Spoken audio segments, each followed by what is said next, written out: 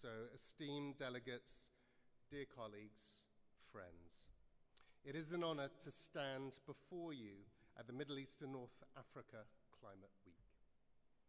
To begin deliberations around the tracks of this event, I want to reiterate the urgency of addressing climate change. The alarming surge in heat waves, wildfires and floods across the globe is an unmistakable sign that climate upheaval is right here on our doorstep. As in every other region across the world, countries in the Middle East and North Africa have been profoundly affected by the climate crisis.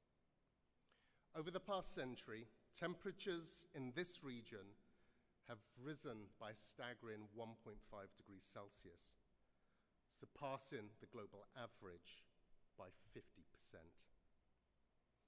Extreme heat is making some areas uninhabitable, shrinking agricultural crops, and depleting already scarce water resources. Agriculture, a vital sector, is extremely susceptible to changes in temperature and rainfall patterns. Rural communities bear the brunt of these impacts. This is compounded by desertification and land degradation, threatening food security. And these changes have a profound implications for societies and economies, exacerbating displacement and social instability. Nevertheless, amidst these complex challenges, there are a wealth of opportunities within our collective reach. Nature-based solutions, including climate-smart farming and wetland restoration, hold significant promise and potential. They can restore ecosystems, establish green infrastructure, enhance community resilience, and ensure food and water security. Numerous nationally determined contributions from countries in MENA already incorporate nature-based solutions.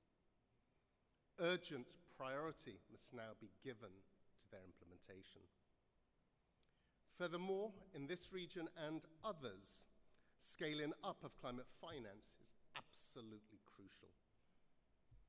Cumulatively, NDCs across the region foresee over $600 billion of investment needed by 2030 for climate mitigation and adaptation actions. To unlock the benefits of enhanced climate finance, we must explore strategies such as leveraging debt for climate solutions, utilizing carbon market mechanisms, and directing climate funds towards the most vulnerable communities. Our recent synthesis report on the global stocktake has highlighted that we are not meeting our Paris Agreement commitments and that our implementations have fallen well short. In response, we must take decisive action to course correct. This means a renewed commitment to ambitious pledges and concrete actions to reduce emissions by 43% by 2030 compared to 2019 levels. It is essential to steer us back on course and limit global warming to 1.5 degrees Celsius. The solutions, best practices, and lessons you share this week will be instrumental in bolstering ambition in Dubai. COP28 must be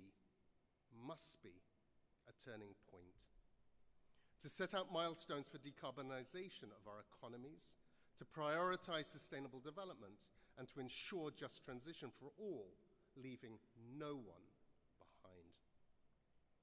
I acknowledge the enormity of the challenges we face, yet I am steadfast in my belief that the opportunities before us are equally immense. By integrating climate mitigation and adaptation solutions into climate plans and commitments, we forge a resilient path forward for our planet. So I urge you to be bold in your proposals for climate action in this region. They need to lead us towards a sustainable future, one that benefits this region and the entire world. I thank you.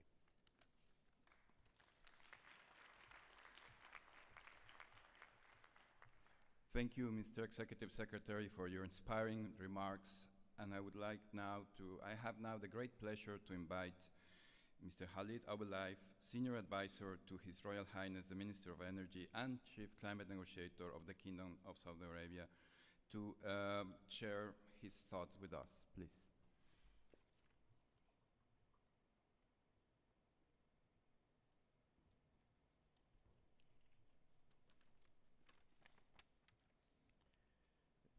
Dear colleagues, first let me welcome you to the Kingdom of Saudi Arabia. We're really so happy, and it's a great pleasure and privilege, as a matter of fact, to hold this week of the MENA Climate Week.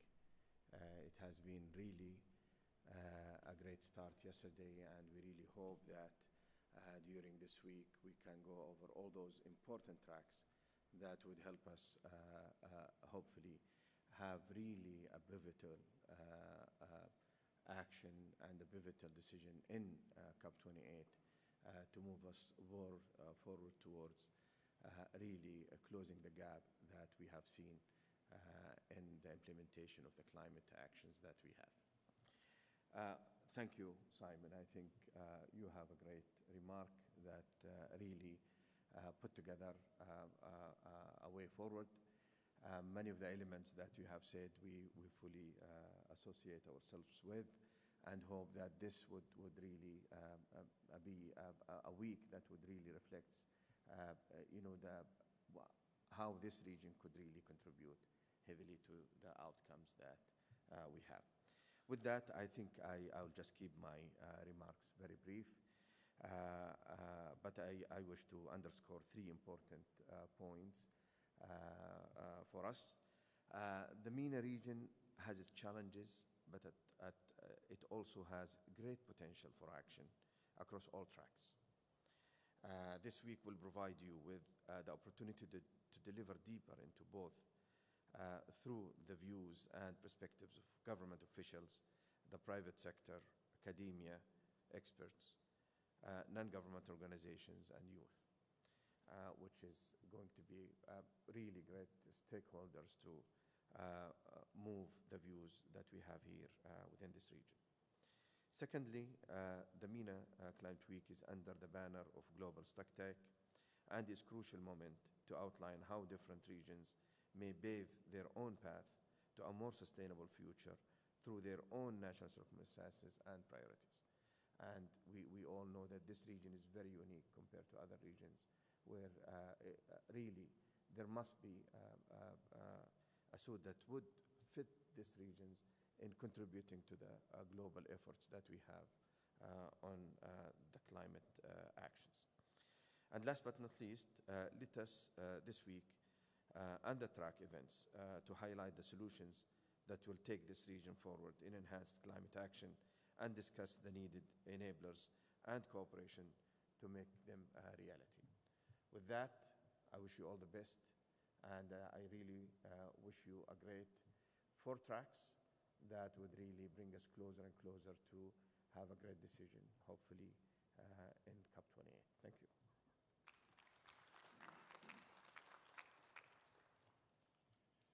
Thank you very much, Mr. Aboulayf, and for reminding us of both the challenges, but most importantly, the opportunities the region presents to contribute with solutions. I would now like to invite our partners to share their perspectives on the importance of the discussions to take place here at the MENA Climate Week, and how regional collaboration can be also a driver of global progress. So I have the pleasure to first invite Mr. Abdallah Al-Dardari, Assistant Secretary General and Regional Director for Arab States from the United Nations Development Program, to speak. Sir, please. Thank you. I'll speak from here? If you wish, or if you want to. Yes, because I'd have to remove this if I want to move there. So if you don't mind, I'll speak from here. Good morning. It's a great honor and a pleasure to be here in Saudi Arabia for this very exciting event. UNDP as a partner in this event and in the process is very happy to be working globally and in the region on the issues of energy transition and the nature offer. Those two intertwined tracks are extremely important for us. What UNDP is interested in is actually, and working on, is actually to make sure that the track towards achieving the Sustainable Development Goals and the track towards achieving the Paris Agreement are intertwined and they feed into each other. That's very important because we see today that we will not be able to achieve the SDGs by 2030 if we follow conventional development trajectories. We need to make sure, and we are helping countries around the world to link their NDCs to their national development plans and to their national investment plans. We have managed in the last few years to mobilize $2.8 billion of grant funding that leveraged around $10 billion in private sector and other investments in those fields. That's not enough. That's far from enough. So better planning, better targeting, and better finance is crucial if we want to achieve both the SDGs and the climate objectives. We have also managed in our region, in the MENA region, to mobilize $1 billion and spend them in the areas of energy transition and in climate offer. And that helped us to mobilize and leverage about $2.8 billion of private and other public investments in this field. Again, that's way below what the region needs in investments for achieving both the climate objectives and the Paris agreements and the SDGs. In the region specifically, we are happy to partner with a number of course, first of all, our partners around this room, but also with other institutions to do three basic things.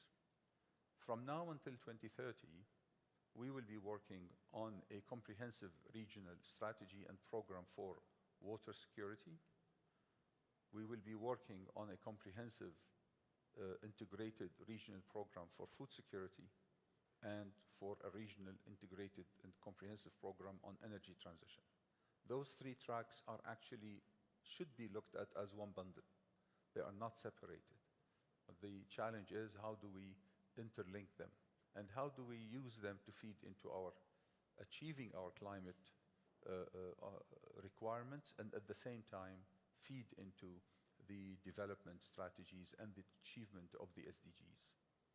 This requires using science, so we will be actually using artificial intelligence, and we have already agreed with the regional centers and centers of excellence in artificial intelligence to use artificial intelligence, machine learning, geospatial data, and GIS in order to identify the opportunities and the challenges of the future. And then we are already negotiating with the financial markets, capital markets in the region to take our climate finance offer to the next level to make sure that we provide the opportunity of the matching between demand for these projects and the supply of financing to those projects. As you know, it's not a shortage of money that we have in the region. It's actually a shortage of well-designed project pipelines that could be brought to the sources of finance. So UNDP will be working intensively on that area to bridge the gap between sources of finance and the requirements of both achieving our climate finance projects and our requirements for the SDGs. Now, sometimes people think that achieving those types of investments may be at the expense of equity, maybe at the expense of inclusion. Our main task here is to ensure that no one is left behind. We don't believe in this trade-off. We believe that investment in climate and in the SDGs can only be successful through an inclusive trickle-up, bottom-up strategies for the region and for the world. So our commitment to work together, because not a single agency can achieve this alone. Our commitments to work with the people of the region and the governments of the region is unwavering, and our commitment to innovation and to bringing out-of-the-box ideas into how to optimize our investments and our efforts to achieve our goals is also unwavering. Let me stop at that, please, and thank you very much. Thank you very much, Assistant Secretary General. Next, I would like to invite Mr. Sami Dimasi, who's the representative and regional director at UN Environment, to share his reflections.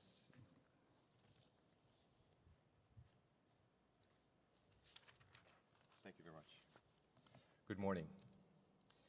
Ladies and gentlemen, I am really deeply honored to stand before you today. The climate crisis is not a distant threat. It is really upon us, impacting our planet's precious resources and the livelihood of us all. The MENA region stands as one of the most severely affected areas by climate change. It boasts the unfortunate distinction of being both the hottest and driest region on Earth. Fast forwarding to the year 2050, by then the population of the MENA region is projected to double, surging beyond 600 million people. This impending demographic shift will exert immense pressure on the region's already stretched resources, including water, food supplies, and critical infrastructure. However, we must not lose sight of the silver lining on this ominous cloud. The MENA region possesses both the human capital and natural resources needed to forge a resilient climate future. By harvesting these strengths, it can not only safeguard its own well-being, but also contribute significantly to the global effort to fulfill the commitments of the Paris Agreement, ensuring a sustainable and prosperous future for all. As we kickstart climate action discussions during MENA Week, let us work together on leveraging this platform to highlight our region's climate challenges and showcase successful initiatives driving positive change. Historically, our region's contribution to global greenhouse gas emissions has stood at a mere 5%, while our primary focus remains on adapting to the impacts of climate change. It is crucial to underscore that our region also acknowledges the significance of mitigation efforts. Many countries in the regions have already committed to achieving net greenhouse gas emissions neutrality, typically around 2050 and 2060. Likewise, many countries in the regions have embraced the circular carbon economy, CCE approach. The transition towards the net zero carbon future can be greatly accelerated by reducing methane emissions. Notably, 10 countries in the region have already pledged their support to the global methane pledge. Furthermore, numerous companies based in the region actively participate in the Oil and Gas Methane Partnership 2.0. Turning to cooling, which transcends the realms of mitigation and adaptation, it is a matter of climate justice. With the global cooling pledge championed by the COP28 UAE presidency and backed by the UNEP-led Cool Coalition, we have a distinctive opportunity to act and transform COP28 into a cool COP. In closing, I wish to emphasize UNEP's steadfast commitment to assisting the region in addressing the climate crisis by setting in motion transformative actions. I thank you very much and wish really that we speak to each other very openly and very cooperatively to work together. Partners, international organizations, governments, youth, as without having this collaboration together, the chances of actually moving forward will be much, much slimmer. Thank you very much.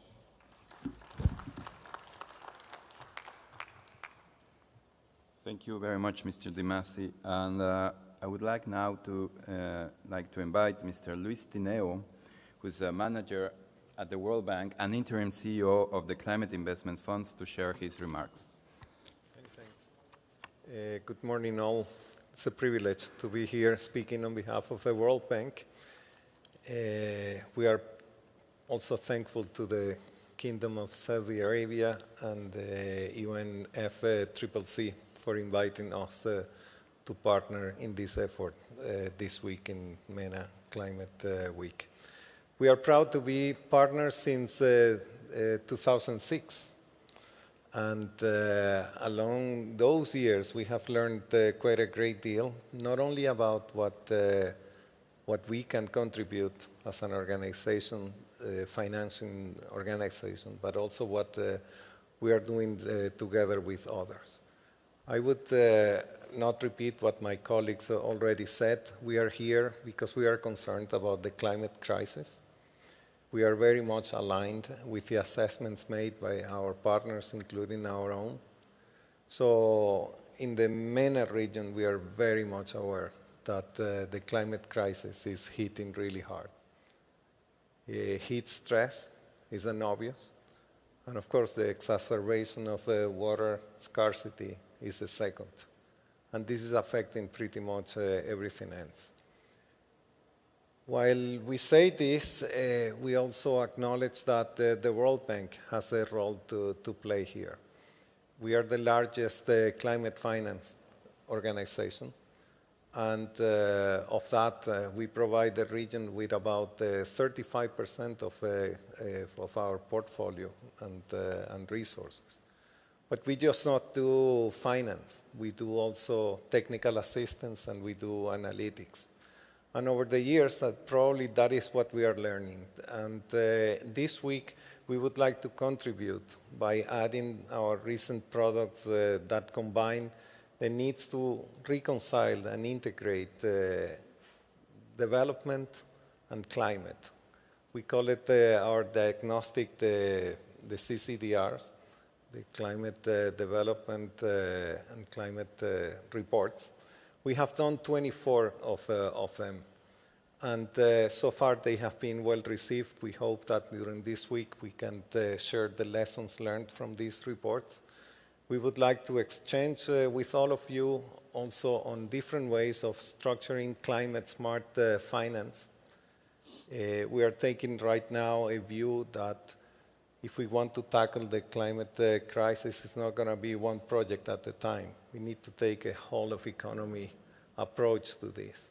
And for that, tackling the institutions, the financial sector, the central banks, the ministries of finance, tackling regulations, incentives for subsidies, or towards rather use of subsidies for decarbonizing whole economies. I mean, we have a whole set of services right now to our countries. We are very proud of the partnership that we have with countries such as Morocco, Jordan, Egypt, where we are doing very well. We hope to expand this to other countries. And well, this week is a good opportunity to exchange. 30 of us coming from all different countries are here and available to support this dialogue. But let's not forget one thing, that we are here because in COP28 we need to do the stock take. And it was highlighted yesterday at the ministerial that we are really off track. And this week is precisely an opportunity for bringing us together and start consolidating actions that can bring us back on track towards a better, sustainable, and more livable planet. I'll stop here and make my colleagues and myself available through the week. Thank you so much. Thank you very much, and to all our partners, the collaboration with you is fundamental to the success of this and all climate weeks, so we really appreciate and look forward to continue working with you.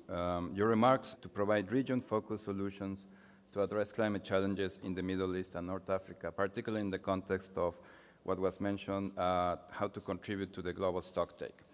Now, please, I will provide a quick overview, I know we're a bit over time, of the thematic tracks. At the Regional Climate Week, the thematic track discussions offer a platform for policymakers, practitioners, business, and civil society to exchange on climate solutions, approaches for overcoming barriers, and maximize opportunities in the MENA region. These discussions will focus on 4 major systems-based tracks and will inform the global stocktake. These track discussions offer governments and all stakeholders the opportunity to identify impactful initiatives that can be replicated and scaled up. These discussions should inspire action at all levels.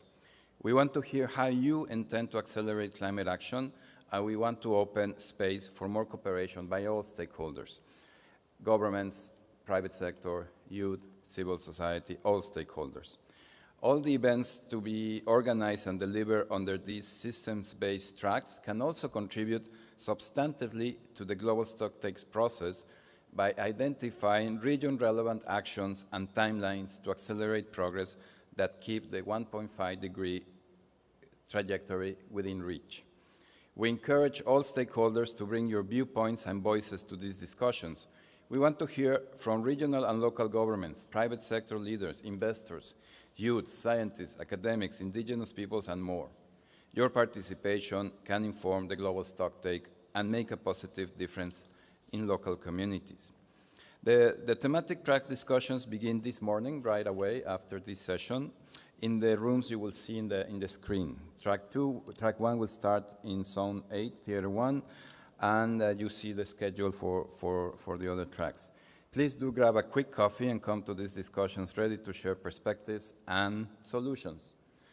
The discussions will take place from today until Thursday, so you can follow either one track or provide your views on different tracks. Please do check the MENA Climate Week app or the webpage or the screens throughout the venue for times and locations. On Thursday, we will reconvene at the closing of the thematic tracks plenary to share the key insights and takeaways from the discussions. Finally, we look forward to hearing all voices in these discussions, and we look forward to hearing your insights and solutions, and let's see how the MENA region can contribute to the global progress.